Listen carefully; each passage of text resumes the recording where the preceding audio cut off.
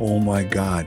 It was 108 degrees 2 days ago, about 2 hours north of here. 108 degrees. That's Africa hot, buddy. That is unbelievably hot. So here's a contrast. It's Kimberly, snowing here. no, it wasn't snowing. Well, Kimberly and I have been camping this week and just arrived home last night. Pretty much every morning it was like 34, 36 degrees. Oh my God. So we were on the other end of that.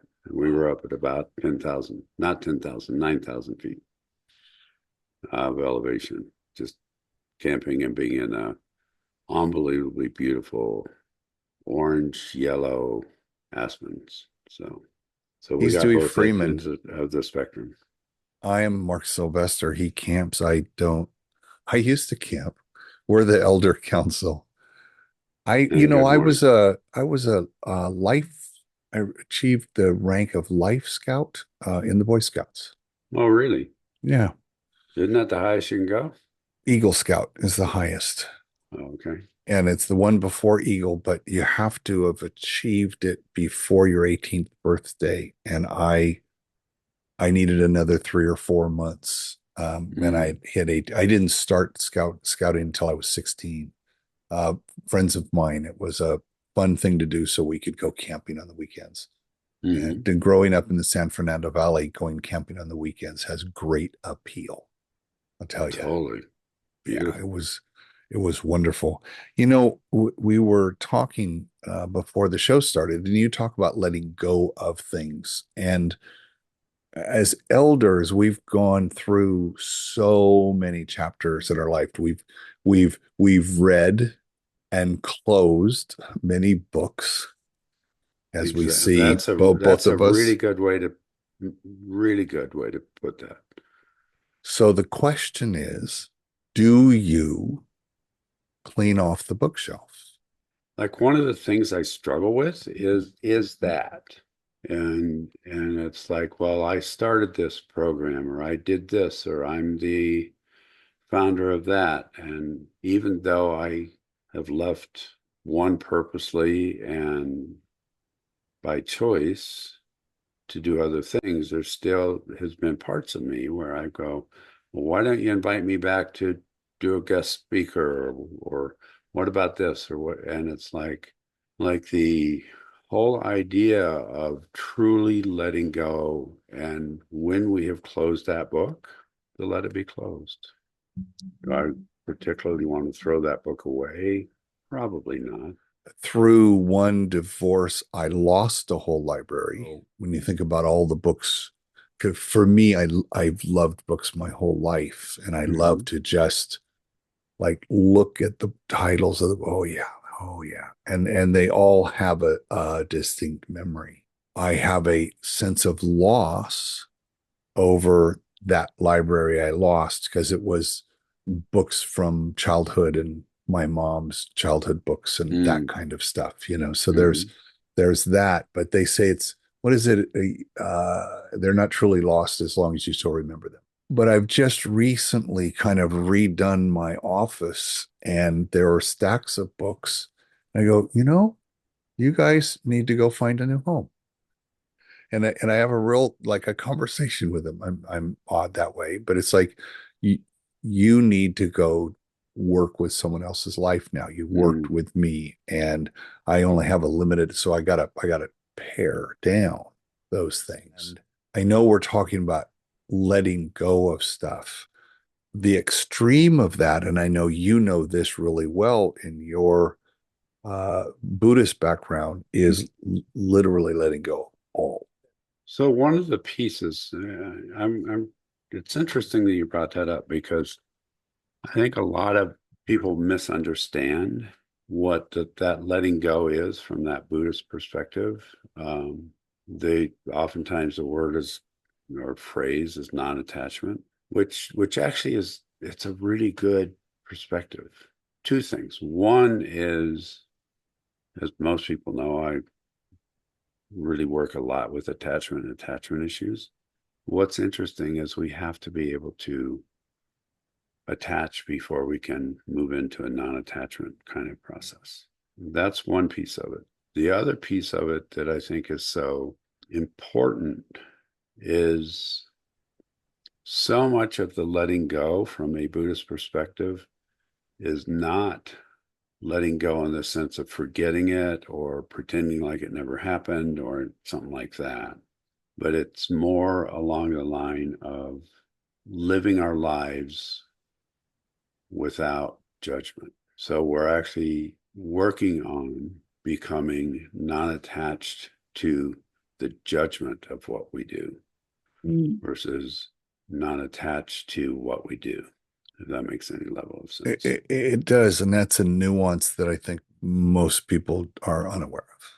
Well, both you and I over the years have shared many memories and stories about relationships we've had or marriages that have not lasted or major projects that we've done or things that we're well known for, maybe not so well known for, but some people know us. And it isn't like, for instance, if I've been in a previous relationship before Kimberly or married before I knew Kimberly, it's not like I want to forget that I was with that person or hung with that person or married to that person or had even on a friendship basis that I want to forget friends. But it's more letting go of the judgment about those things. Like in those marriages, there were things that I did really poorly, or even if I look back and go, yeah, they were wrong to do. But if I'm living with an incredible judgment around that, then that's problematic. So it's letting go of the judgment of those things. That makes so much sense. And I'm curious with judgment, I think by definition, we think is negative. We'll keep going. You know how we've talked in the past about observing with interest, like we don't judge. We see a thing, we don't say high or low about that thing. Oh, that happened. And we move on. We note it, right? It's noted. Yep, noted. Mm-hmm. So are you suggesting that the same way we deal with things in life and go, yep, okay, just say with our memories, as our memories are going by, oh yeah, that happened. Oh yeah, that Mm-hmm. happened. That Mm-hmm. happened. So we're not judging either person in a thing or because one of the things I like is the joy of memories, right? They're the I can think of the ones to your point where, ooh, I fucked that up. You know, for me, it's weird. I get this body shake if I knew I fucked something up or I said something wrong. There'll be an interaction and I'm leaving. I'm in the car. I'm going, my body just does this weird, like, oh, Cool. I wish I could. I wish there was a control Z. I And then you go remember back. telling, I want to rewind that one. there's no undo in life, you know. Uh, but the point is like literally, that's a perfect example of saying not judging yourself, rather looking at it and say, what could I have done or done different, or see if there was a way to learn from something, but taking the judgment out of it. And it's mostly in self-reflective times. Yeah. Yes, it's in self-reflective times. It's also not only about not judging ourselves, but not judging others or Right. not judging the actions of others, Yeah. which is a really different thing than having a feeling about something. Let's say I get snarky a conversation, or maybe let me give a better example. Let's say I get frustrated. I can judge that frustration, or I can go, yep, I got frustrated. And when I got frustrated, yes, the person on the other end actually didn't particularly like what I had to Mm-hmm. say or how I Mm-hmm. said it, or it affected them in a certain way. Having those feelings and just going, yeah, those are my feelings. That's exactly what happened is a very different process than going, oh, I shouldn't have said it. I'm a really bad person. Um, I mean, those kinds of things that I think those kinds of things are really important to separate judgment from a somatic experience that we're having in our bodies, which is what a feeling is. So knowing that our listeners are, 25 to 45 plus and don't have the miles that we have to be able to look on things in that way.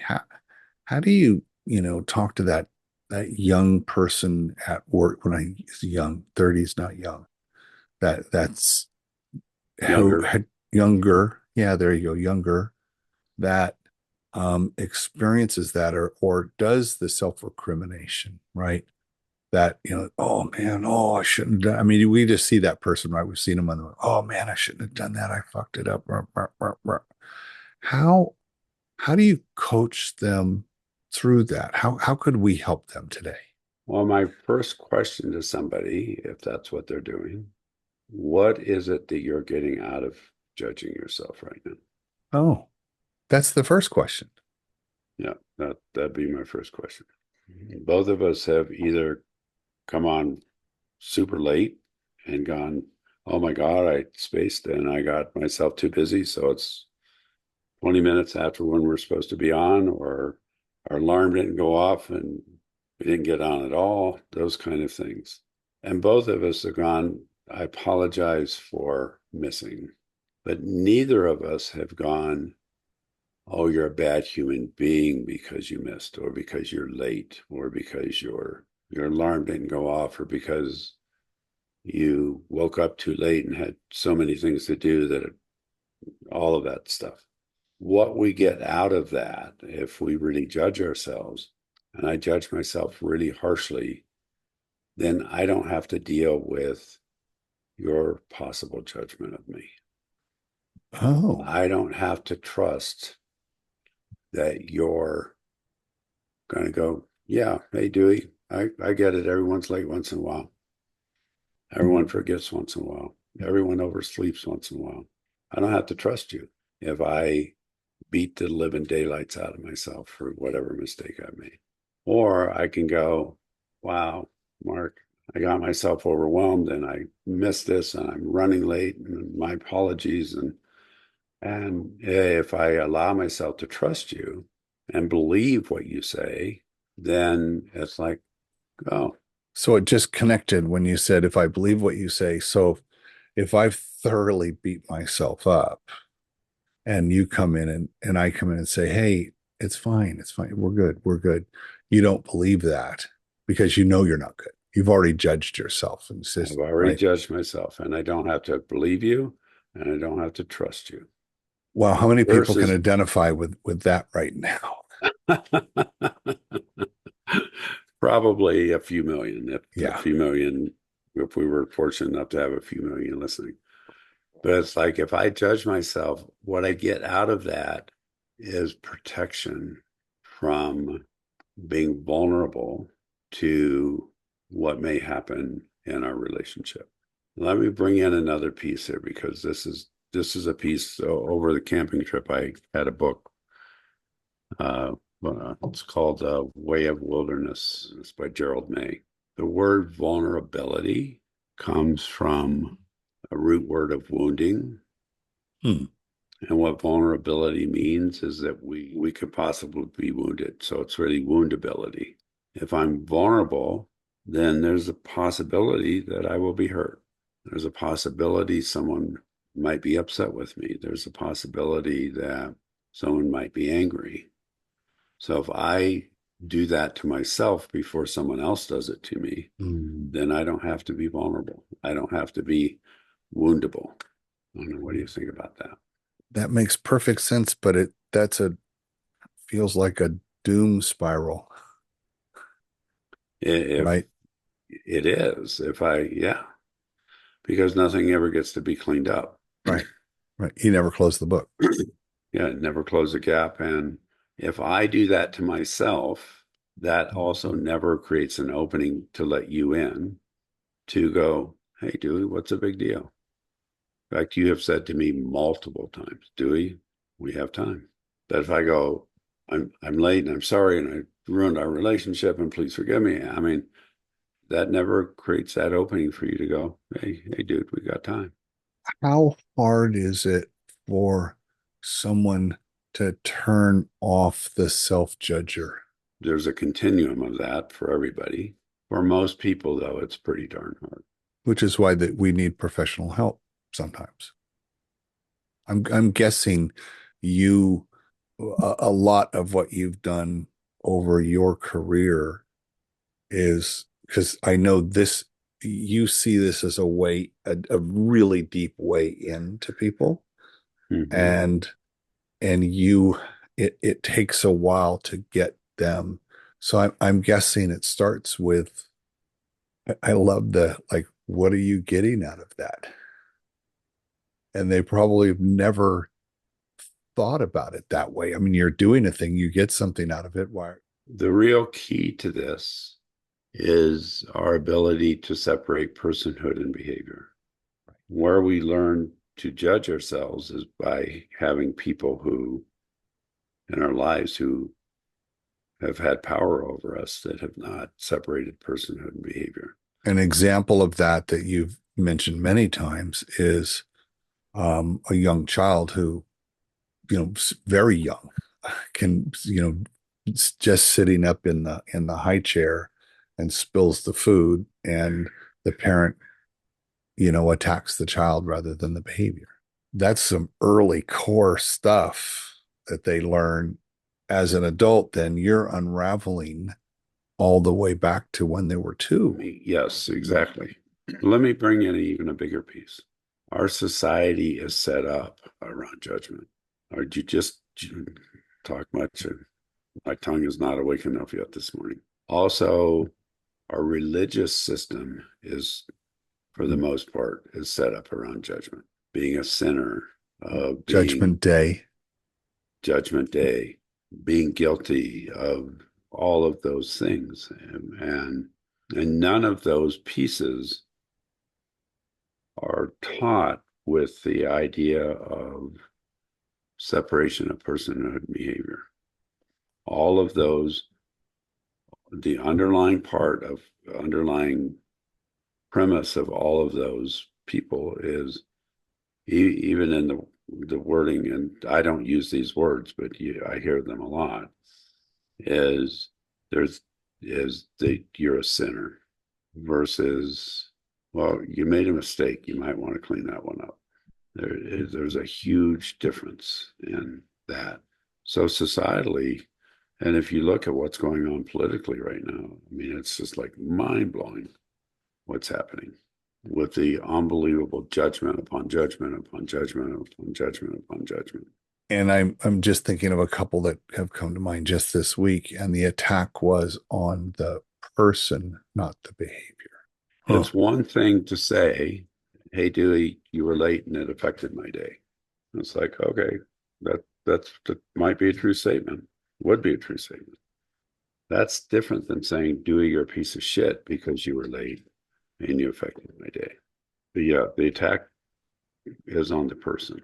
I'm thinking of the person who's listening right now, just auditing the past week.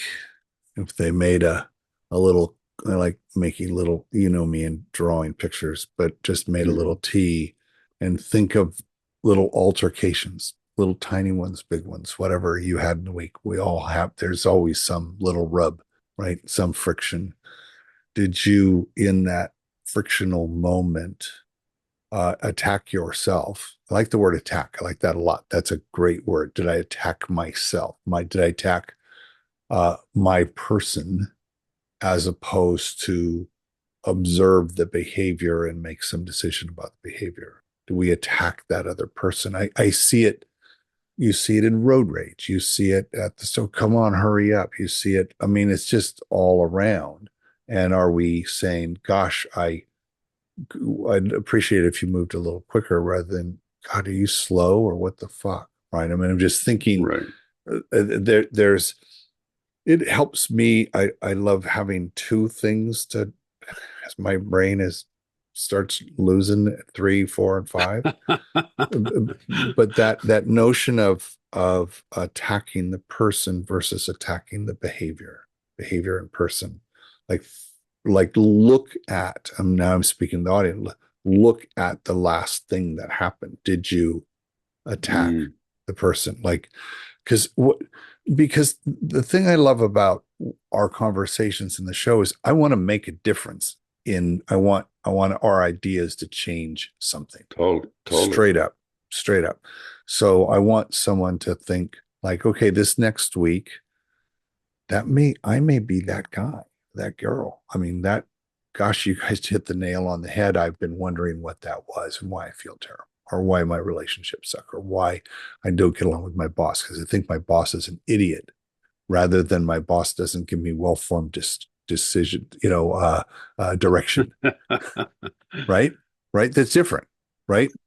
He's an Totally. asshole, right? He's just an asshole. He makes, he's terrible versus the other. And so a lot of this is the awareness. You start with, well, what do I get from that? What do I get out of judging myself? And what do I get out of judging others? So what are some things that people say? Some people say I beat myself up before someone else can. Mm, Other people say I'm just a piece of shit. Literally, I'd rather be yelled at by myself than by others. mm, If I'm judged, when people are judging other people, it's like they literally double down and go, well, the person is an idiot. But when people say that, what it does is it puts them in a one-up position. mm. And the primary reason that we judge is for control versus, and it also protects us from relationship and it protects us from vulnerability. So interestingly enough, the primary reason that people judge, and they usually say it one way or another, is protection. Most of the time, that protection is not needed. What's interesting is when we judge, we create a situation where we then need protection. If you, in our situations where you're not, you don't judge yourself and the other person, and which creates the opening for the other person to say, hey, we're good. It's fine. It's, you know, Exactly, right, exactly. right. You create that opening for that to happen. And if you are in uh, I did a show with someone just this last week, and he talks about the depletion of trust, and we're in a trust Mm, depleted times right now, and and I think I'm pretty sure you would agree with that. I And do agree with that. Whoever it that was, I'm on board. he's one of the smart ones, but he would go in, he was Green Beret and in Afghanistan, and he would go into, these villages and have to meet with the village elders because they're helping them fight against the Taliban. And the thing they have to do is be vulnerable to build trust. Like if they're not Hmm. that, like the thing they have to read body language because they don't speak the language, and either you're going to build trust or the guys standing around them got their fingers on the triggers, right? And Hmm. how do you build trust rapidly? And what I'm getting at, I think what I'm hearing is this notion of judgment and withholding judgment, the withholding it or not even having that in your vocabulary, if that was possible, is going to be on the road to trust. You can't build the trusting relationship if you're judgmental. Is that too strong? It's 1,000% accurate. You and I have built an incredibly deep, intimate, trusting relationship. That's been based on being vulnerable, on being open around sharing both our successes and where we've failed and what we've tried to do, or where we're struggling with something. All of those things are together. Without that vulnerability, trust doesn't get built. The judgment actually stops the vulnerability. I think that's what you're asking. I think I might have wandered off there a little bit. But I again, because I'm thinking in pictures all the time, you painted a particularly good one very, very early on. You were talking about how relationships get built. You may not have said one brick at a time, but it was one encounter at a time. And in my brain, I turned that into bricks and yeah, building, yeah. right? And Hmm. I think in that metaphor, trust is the mortar. Exactly. Yeah, that would be perfect. And I do use that. One brick or one block at a time. Yeah. Block, I think you said block. Yeah. Yeah. When you're in a trusted relationship and you feel that, it feels great. I mean, it feels fantastic. You don't get that with just one brick. You get a little True. bit, right? It for sure, you don't get it at the first brick. It's only when I'm going to see if I can beat this metaphor up. It's when I add the second brick, I have to have some mortar there. And it's Yeah, not in, I don't need the mortar until I have the second one. And then I need the next one. And then I need the next one.